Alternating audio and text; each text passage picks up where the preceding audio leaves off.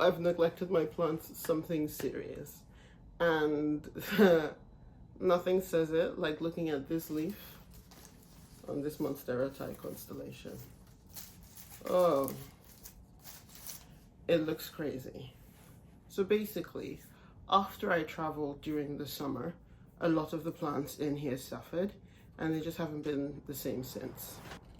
I've been slowly working to get them back on track, but it's quite a laborious process, to be honest, because I have so many.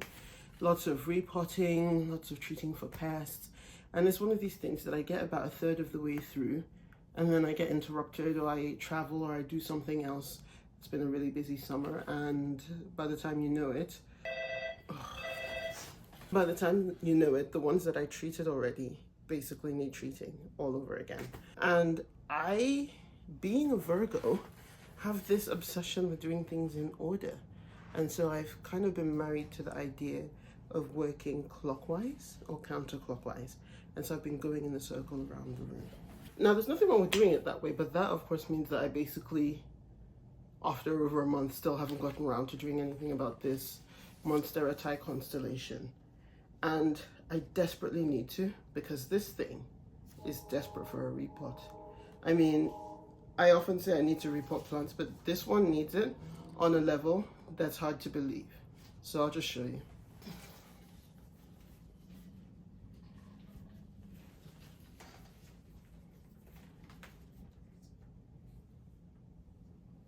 This is her, and this is her pot. This is the plant. Once again, just for greater emphasis, you can see it's enormous. And this is the pot. Teeny weeny. It's one of these things where it's in a small pot because obviously I don't want it to rot, but also because I've been traveling so much, I just haven't had time to repot it. But then what that does mean is it just dries out, I don't know, in a day. So this is what happened to all the variegated bits while I was gone. And I know that variegated Monstera are prone to this, but I actually have never had this browning problem with the Thai constellation. As long as it's watered properly, it hasn't been an issue for me, so I know how badly I need to repot it. And I'm going to go up, obviously this is silly, I'm gonna go up massively from this because it's been in this for too long. So the only other pot I have though that I think makes sense size wise is this one. Now this is quite a jump from what it was in before, so I'm definitely going to make sure that I add some bark and some leca and bits to the potting mix just so it has decent drainage and it doesn't get too, it doesn't rot. And I'll probably have to be careful with the watering, but we are going into fall, so it shouldn't be drying out as quickly and should be easier actually for it to keep moist. But just going to do a quick little repot, get this guy happy again. Let's get the show on the road, right? Right, I'm starting with some leftover cocoa peat that I already had fluffed from a previous potting experience, and I'm just adding some bark fines to it. Now I'm going to add some leca for some added aeration. I like to have different degrees of chunkiness to the soil while still having enough moisture retaining components. I'm adding way more leca than I usually would because it's just such a big pot, and I want to make sure that rot is not an issue. There's some tree fern fiber as well because, well, I like to add tree fern fiber to everything. Most of my aroids love it, so here we go. And then a little slow release fertilizer. Now this is because even though I add fertilizer to my water almost weekly or every other week, there are those times when I just give the plant a shower and I don't remember to fertilize it, or when I ask someone else to water for me because I'm away on a trip. The slow release is basically my backstop, almost insurance, just to make sure that the Monstera gets everything it needs because it's quite a hungry plant. I'm also going to add some succulent mix. This is a new choice for me. I started using this in my anthuriums and I really enjoyed it. I love the Molly's plant mixes, and I think the succulent mix is the right size just to add a little bit of chunkiness because I'm going to be using a denser houseplant soil than I usually would. This is Fox Farms Ocean Forest. I used to use this stuff almost exclusively back when I first started, and I would just mix it with perlite or, other things. I don't use it nearly as much, but when I have a really big plant like a Monstera, I like to use this one, and honestly, Monstera seem to really, really enjoy it.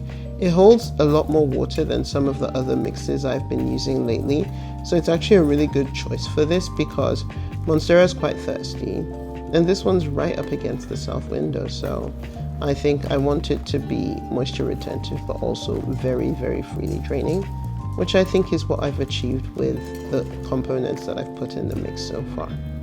So I'm just going to mix it up, add a little bit more slow release fertilizer just because of the volume of the soil, and mix it thoroughly.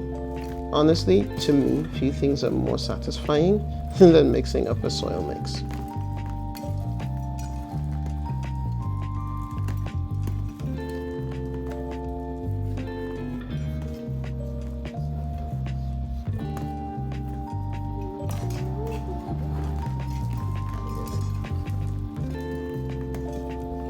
And when I think I have everything fully mixed and I got through to it, I just check for the fluffiness, and yeah, it's on point, just the way I like it. Time to pot up now.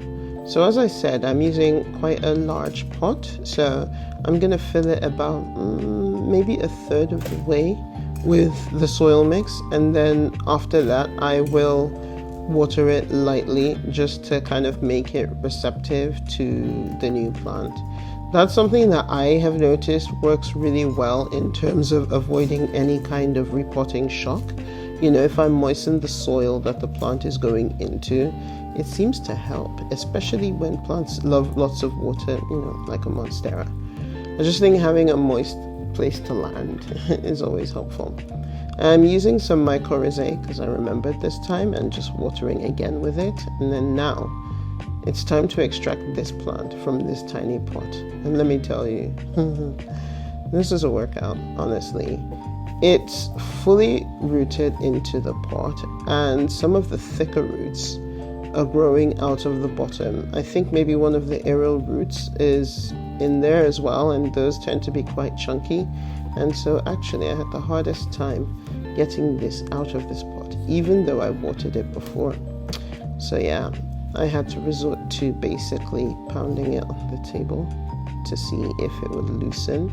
And Monstera is just such a hardy plant, you can bash it around with no consequences, to be honest. So I finally pulled it out, and the root ball's okay. I wouldn't say it's particularly impressive given the size of the plant and also just how difficult that was to get out. I don't know, I was expecting a whole pile of ramen noodle type roots, but no, that's not what happened at all. Anyway, now it's out and I'm just positioning it the way I want to.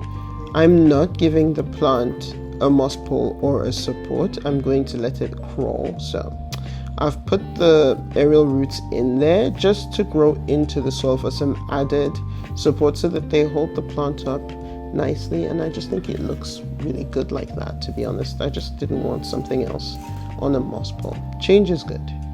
Anyway, I'm backfilling now, and what I like to do is just fill as much of it as I can, and I don't pack it in, I don't do anything to mess with it. I just let the soil pieces fall where they're going to, and then once the pot is full and everything is where it belongs, I'll shake it up so that it sort of shimmies in the soil mix but still leaves some air pockets, right? At the same time, obviously, I don't want to leave too many pockets. I don't want exposed roots, but I just want to make sure that the free draining soil remains free draining, because if you pack it in too much, you're kind of defeating the purpose, right? So, yep, I gave it a good shake and then just adding some more soil on top to fill things in, really.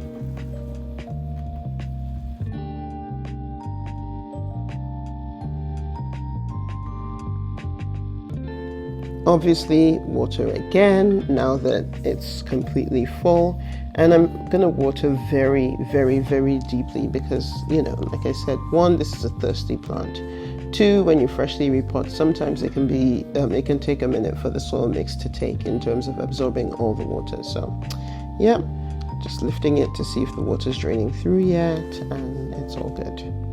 We're finally done, and she still looks a mess, but she's in her new pot. So, you know, I'm just gonna clean up the leaves after I put her back in her position by the window, by the south window.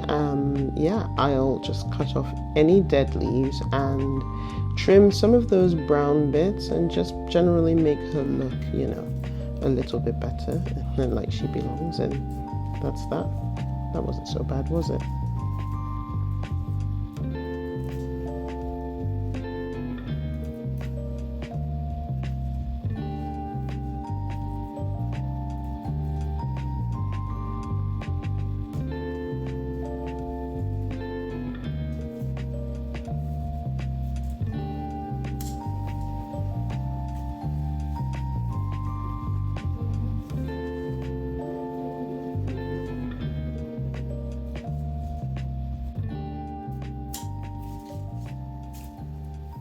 And that's it. I'm all done. Oh gosh. I'm out of practice repotting big plants. It's not even that big, but I'm pretty happy with the way things turned out. Obviously, I'll need to keep an eye on it just to make sure that it doesn't, you know, that the roots are not overwhelmed by the new potting mix, and try not to water it too much. But I'm pretty happy. It sits right up against the south window, and it's still quite warm here, so I think it'll be fine.